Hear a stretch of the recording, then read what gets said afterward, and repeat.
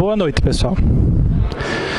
Antes de mais nada, quero me desculpar, o Sérgio até pediu que eu viesse de paletó, gravata, essa coisa toda, mas eu acabei optando em vir assim mesmo, porque a gente já fica de camisa social, sapato, o dia inteiro, então não é uma falta de respeito com vocês, mas eu sei que aqui todo mundo está à vontade, então eu também me permiti.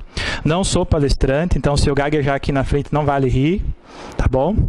É mais uma conversa, assim como o Sérgio pediu que a gente fizesse. Ele pediu que eu contasse o seguinte, que eu contasse um pouco da minha história e como que o concurso público pôde me ajudar, né? Como é que o concurso público entrou, né, na minha vida e tal.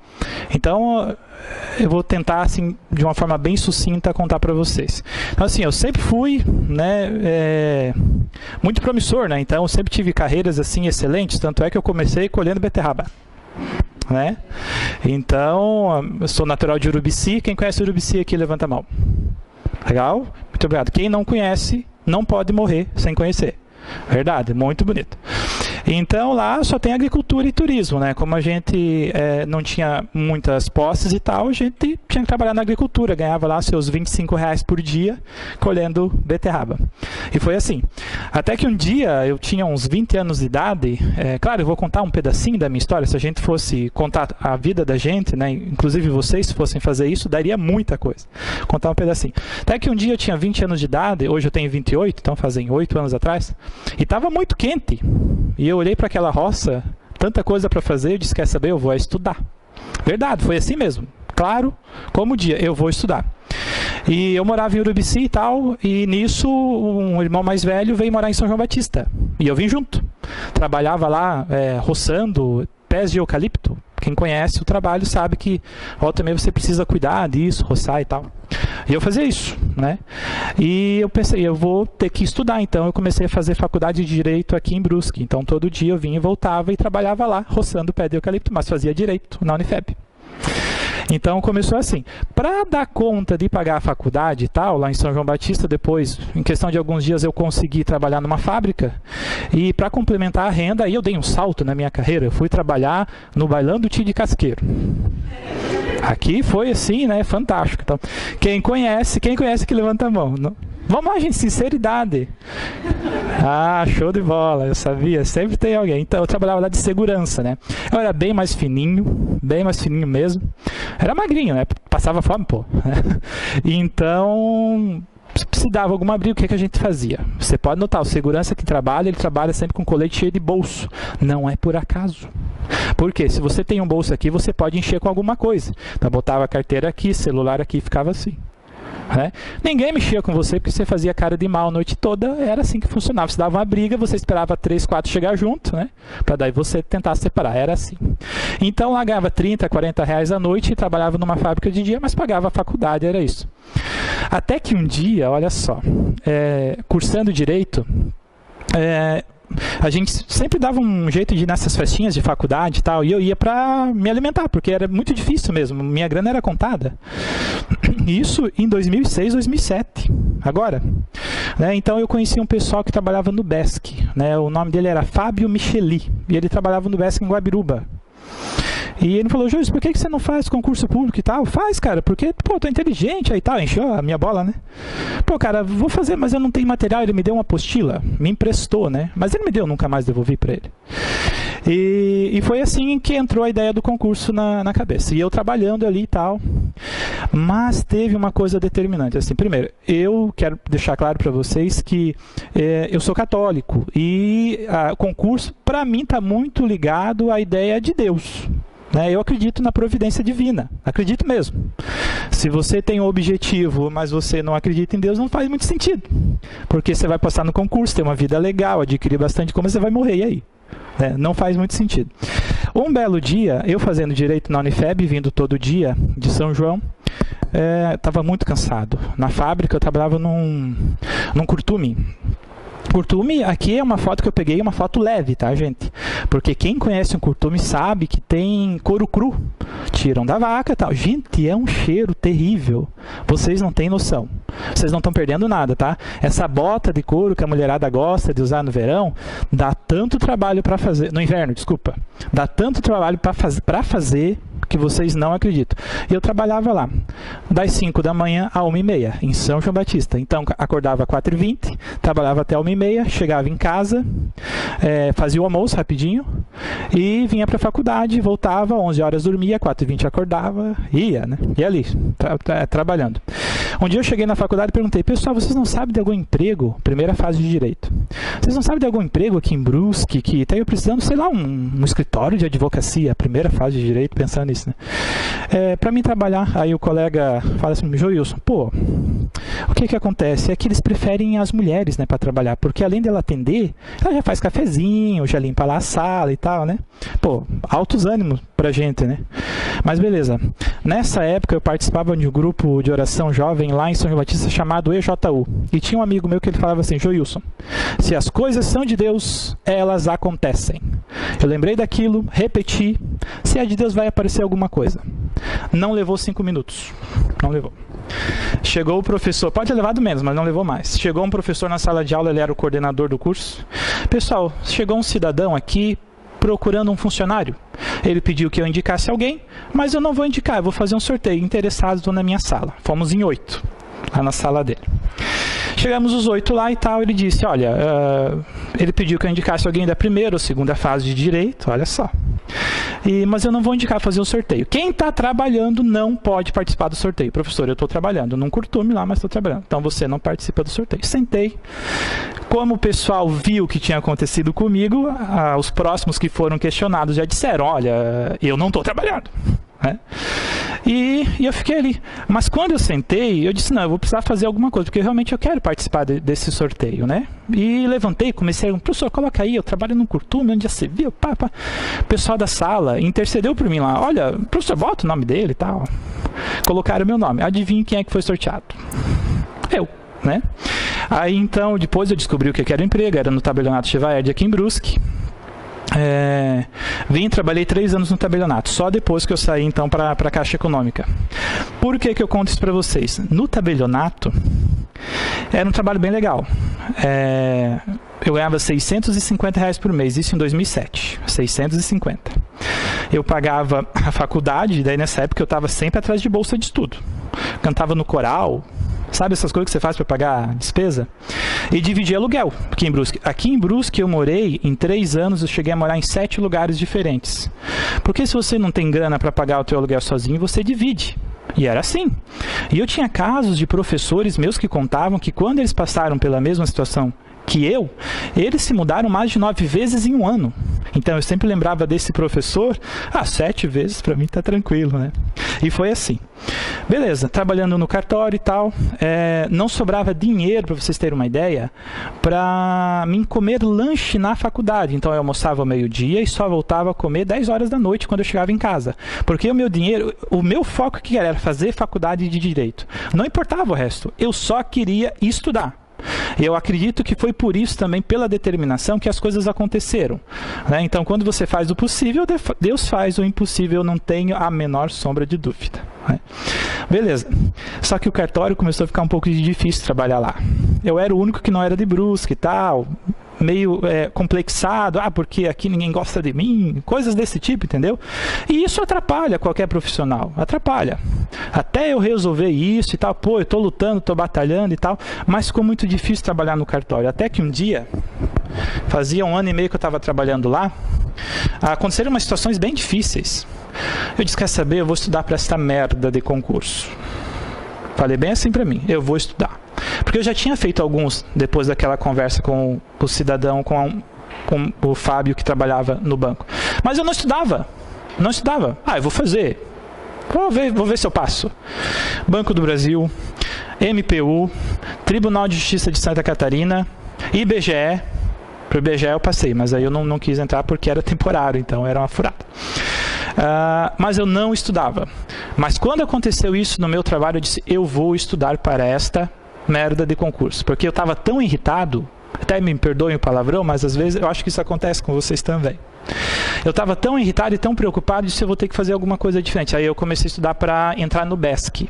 Nisso abri o cursinho aqui na Equilibrium, e eu peguei e me inscrevi, fiz o cursinho todo, e foi em janeiro, né, Sérgio? 2008, foi em janeiro. E o concurso do BESC provavelmente abriria o edital em julho. Nunca abriu o edital do BESC. O BESC foi comprado pelo Banco do Brasil naquele ano. Mas abriu o edital da Caixa Econômica. Como eu estava me preparando, tinha feito o cursinho, peguei férias antes da prova, 15 dias antes da prova. E estudava. De manhã 2 horas, de tarde 2 horas, de manhã 2 horas, de tarde 2 horas. 4 horas por dia, revisei toda a matéria e fiz a prova. Eu fiquei numa colocação que não foi as primeiras, não foi. De 5.800 inscritos, eu fiquei na posição 76 do concurso. O Sérgio ficou 55. Ele passou na minha frente, né? Então, mas enfim, aí era o dono do cursinho, subornava os professores, tinha aula particular, né? Mas enfim, a gente, né, pagava a mensalidade. Mas enfim, passei na prova. Quando eu passei no concurso da Caixa, eu não contei essa história aqui. Em 2008, logo, vocês lembram da enchente de 2008? Quem já morava aqui em 2008? Legal. Em julho eu fiz a prova. E foi em novembro de 2008, né? Em julho eu fiz a prova, agosto, setembro saiu o resultado, 76, eu fui chamado em 2009. Em julho eu morava aqui. Tem laser aqui? Tem? Olha que legal. Vocês estão vendo, além dessa casa aqui, vocês estão vendo outra casa aqui? Deixa eu chegar aqui. Além dessa, vocês estão vendo outra? Aonde aqui? Não vale essa aqui. Nem essa aqui, nem essa aqui. Aqui? Gente, eu morava ali, bem aqui, ó. Bem aqui. Aqui, para quem conhece, é o bairro Santa Rita, na Rua Camboriú. Lá não chegava água e eu estava feliz da vida, né? Não porque os outros estavam se afogando, mas porque lá em casa não chegava água. Porque eu tô tranquilo, na casinha de madeira, eu dividia aluguel lá também, pagava R$400. Pagava 200, o colega meu pagava 200 e eu morava aqui. Mas não chegou água lá, só que tinha uma árvore atrás de casa que choveu tanto que a árvore ficou solta e caiu bem em cima da casa. Mas foi lindo de ver. Pena que eu não vi, porque eu não estava em casa, graças a Deus, né? Nessa época eu tinha um notebook à prestação que eu tinha comprado, 12 parcelas, a compra mais cara que eu já tinha feito na minha vida, R$ 1.249 em 12 vezes. Para mim, meu Deus, era muito dinheiro, né? E o notebook ficou lá dentro. Verdade. Aí eu entrei escondido da Defesa Civil, fui lá, peguei o notebook, levei para casa de uma amiga minha, passei o secador de cabelo e funcionou. Há um ano atrás eu dei pro meu sogro o notebook, mas estava funcionando. Mas enfim, eu morava aqui, em novembro de 2008, só para contar para vocês. Beleza. Bom, o que aconteceu aqui com a Caixa? Em 2009 me mandaram um telegrama, né? Eles mandam um telegrama, a Caixa manda, eu não sei se alguns outros bancos ou algumas outras instituições mandam, mas a Caixa manda telegrama avisando que eles te chamam para você entregar alguns documentos. Ainda não é a contratação. Quando eu entreguei os documentos e tal, foi em Blumenau, fui lá e entreguei os documentos. E aí esperei mais uns 3 meses, quando foi em novembro, aí me mandaram a convocação definitiva, né? E eu entrei na Caixa Econômica. Eu fui trabalhar em Ituporanga. Tinham 2 vagas, né? Uma para Ituporanga e a outra para Ituporanga. Então não tive muita opção, fui para Ituporanga. Eu não queria sair daqui, eu adorava morar em Brusque. Tanto é que depois eu consegui transferência para cá. E então eu entrei na Caixa. As coisas começaram a melhorar. Melhoraram bastante. Primeiro pela autoestima, né? A autoestima melhora pra caramba. Nessa época, meu pai morava com meu avô faleceu e eu precisei cuidar do meu pai. E olha só, eu não queria ir para Ituporanga, só tinha vaga para Ituporanga. E meu avô faleceu e eu precisei cuidar do meu pai. Só que olha só o detalhe, meu pai morava em Urubici. Ituporanga, dentro do polo que eu me inscrevi, era o município mais perto de Urubici. Já pensaram nisso? Olha a providência. Então eu fui para Ituporanga, isso em 2009, eu ia e voltava para Urubici, sempre no final de semana, cuidar do meu pai e tal, fiz um empréstimo consignado lá, como funcionário do banco, reformar uma casinha dele, tudo bonitinho. Em 2010 ele acabou falecendo, e aí então eu pude pedir transferência para Brusque, e aqui eu me casei e tal, constituí família, e trabalho na Caixa desde então. Eu tinha que colocar essa aqui, minha melhor foto lá dentro. Eu era mais fininho, né? Mas enfim. Isso aqui foi em 2011. Eu estava namorando nessa época, agora eu casei, como vocês podem ter percebido. Beleza, estava aqui. Concurso público, ele é a realização pessoal e profissional. É sim, gente, porque não tem quem indicou você, é teu mérito, né? Entra na questão da meritocracia. Pô, você não está dependendo de um político, você não está dependendo, de repente, de um gerentão, de um chefão, de alguém que vai lá e... Não, esse aí entra. Você está dependendo da tua intelectualidade e, claro, do teu esforço. Né, do teu esforço. Em 2011 eu trabalhava no Caixa, em 2012 eu passei no processo seletivo para supervisor, sou supervisor na agência, e agora esse ano fiz um processo seletivo para gerente, passei também. Ainda não assumi a vaga, porque somos em 3 na lista de reserva para gerente, então assim que surgir 3 vagas, uma é minha. Né?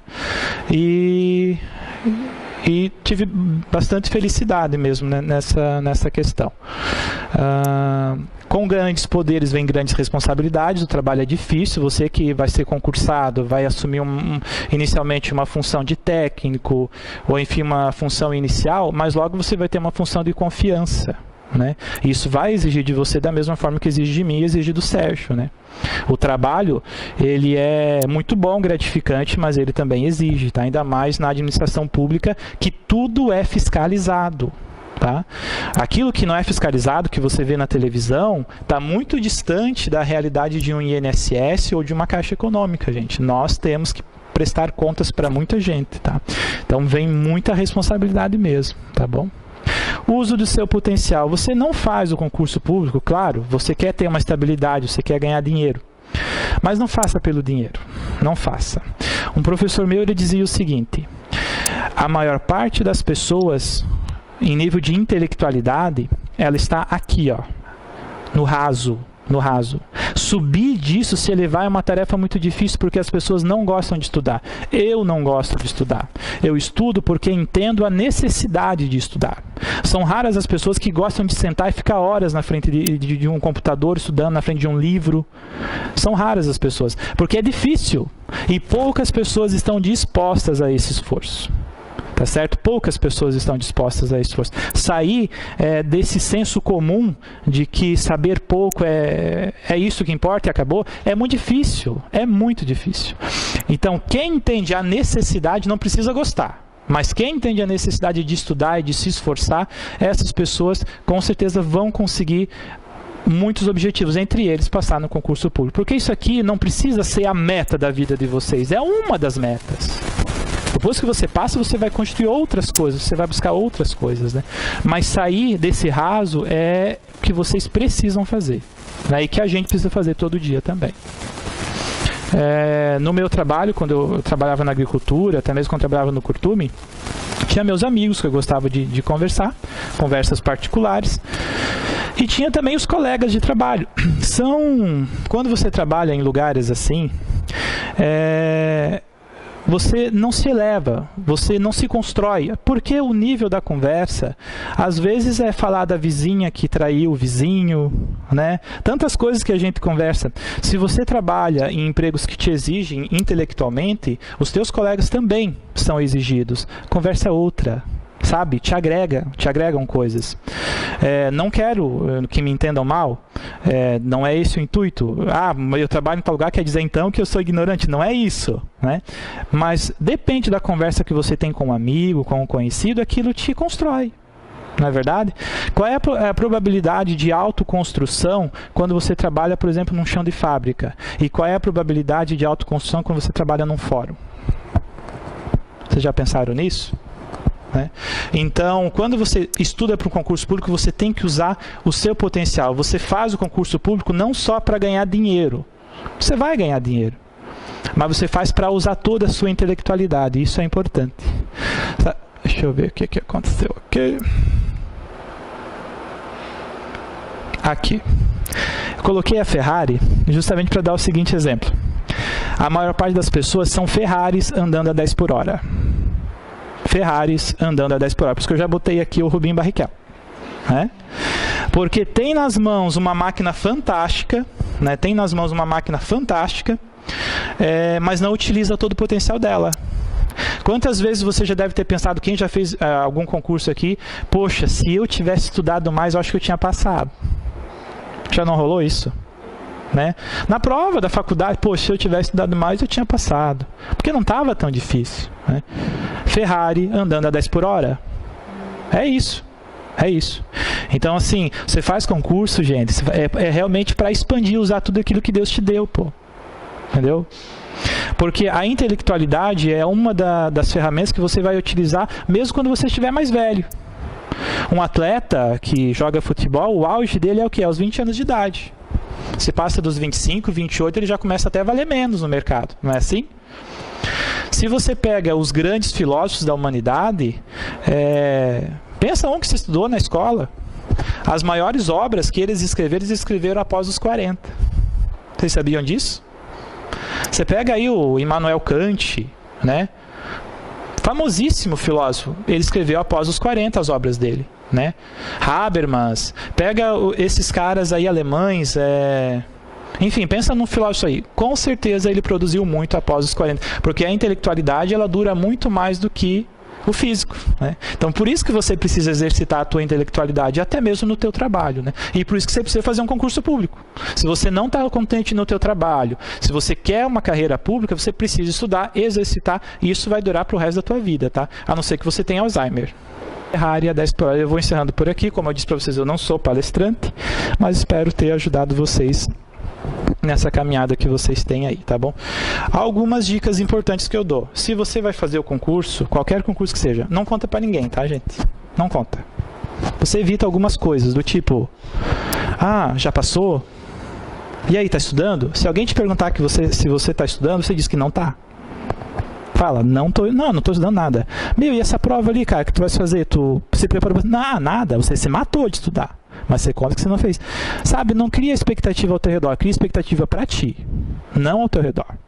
Isso vai te ajudar, vai te dar um pouco mais de tranquilidade. Pô, se eu não passei no primeiro, eu vou passar no segundo, vou passar no terceiro, mas sem aquela preocupação do que a minha mãe vai pensar, o que meu pai vai pensar, meu namorado, meus amigos, entendeu? Faz para você, faz para você. Tá bom? É uma dica que eu dou, me deram quando eu comecei a estudar para concurso e eu achei muito útil e repasso para vocês. Beleza? Muito obrigado aí e boa sorte para vocês. Sorte não, bons estudos. Para reflexão.